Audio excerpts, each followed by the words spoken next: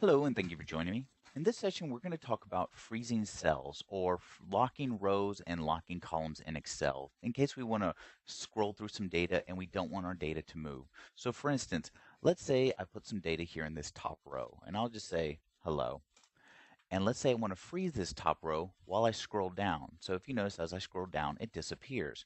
So the way I do that is I go up here to my ribbons, and if you notice, we have a ribbon called View. We're going to select that, and in our Windows group, we're going to go to a drop-down menu called Freeze Panes. Now in this case, I have three options. I have Freeze Panes, Freeze Top Row, and Freeze First Column. In this case, I actually want to freeze the top row, so I'm going to select that. Now as soon as I do that, if you notice that first row has a border that suddenly forms. Now watch what happens whenever I scroll down. My data stays there while I actually scroll down. Now let's say I want to get rid of this frozen pane.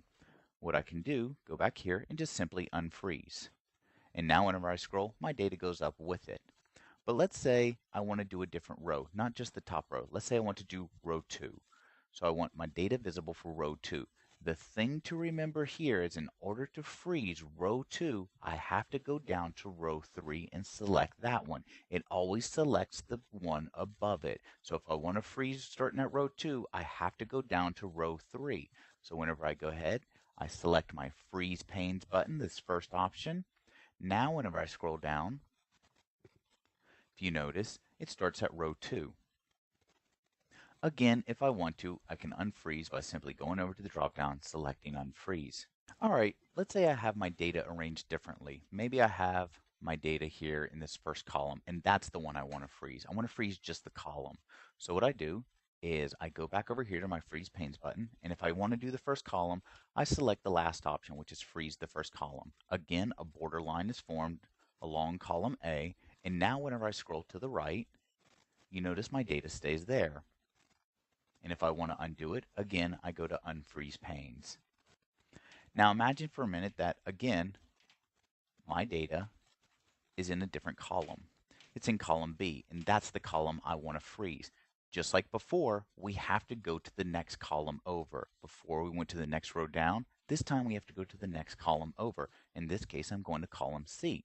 I have to freeze that one. I select that one, and that's where I go ahead and I select my Freeze Panes option, and then that's going to freeze from column B over. Notice that in this case, the borderline forms to the left. Again, I scroll over to my right,